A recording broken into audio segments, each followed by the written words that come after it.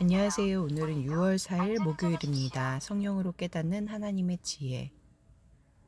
고린도전서 2장 1절부터 16절까지 말씀입니다. 바울의 전도. 형제들아, 내가 너희에게 나아가 하나님의 증거를 전할 때에 말과 지혜의 아름다운 것으로 아니하였나니 내가 너희 중에서 예수 그리스도와 그가 십자가에 못 박히신 것 외에는 아무것도 알지 아니하기로 작정하였음이라.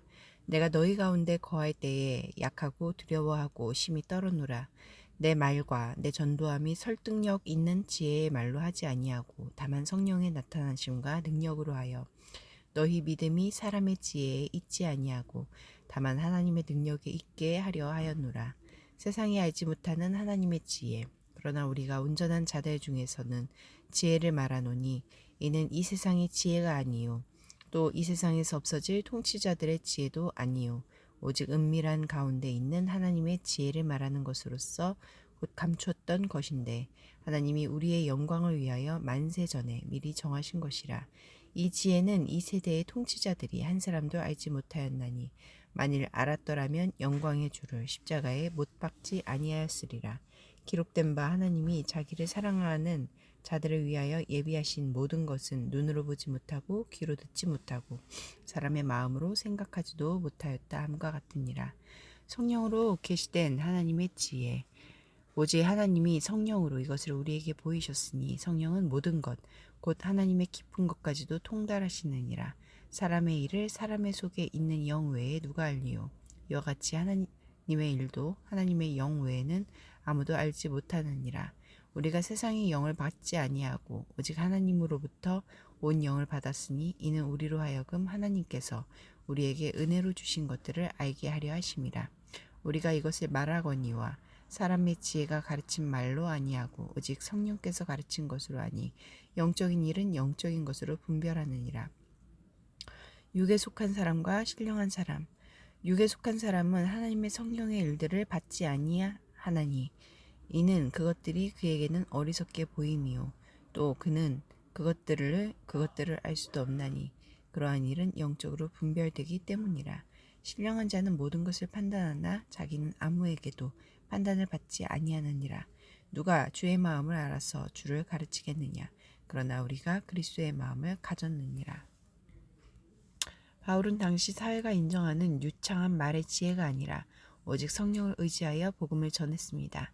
하나님이 주시는 능력과 지혜가 믿음의 기초가 되게 한 것입니다. 6절부터 9절까지 말씀에서 하나님은 어떤 분입니까? 세상이 시작되기 전에 우리의 영광을 위해 감춰두신 하나님의 지혜를 하나님의 영을 통해서 깨닫게 하십니다. 하나님의 계시는 하나님의 숨겨짐을 품고 있습니다.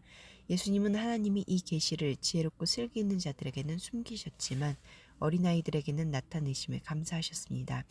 스스로 똑똑하다고 여기면서 하나님이 나타나신 계시의 말씀에 무지한 자가 되지 않도록 지혜와 계시의 영을 주시길 기도합시다. 10절부터 13절까지 말씀에서 하나님은 어떤 분입니까? 자녀들에게 성령을 주셔서 하나님이 주신 은혜의 선물들을 알게 하십니다. 하나님의 성령을 받은 사람들은 하나님의 계시의 말씀을 읽고 묵상하면서 하나님의 뜻을 깨달아 알 수 있습니다. 하나님의 영이 하나님의 일을 알려주시기 때문입니다. 성령께서 우리 눈을 열어주셔서 우리가 말씀에서 놀라운 것을 볼 수 있기를 소망합시다. 1절부터 5절까지 말씀에서 나에게 주시는 교훈은 무엇입니까?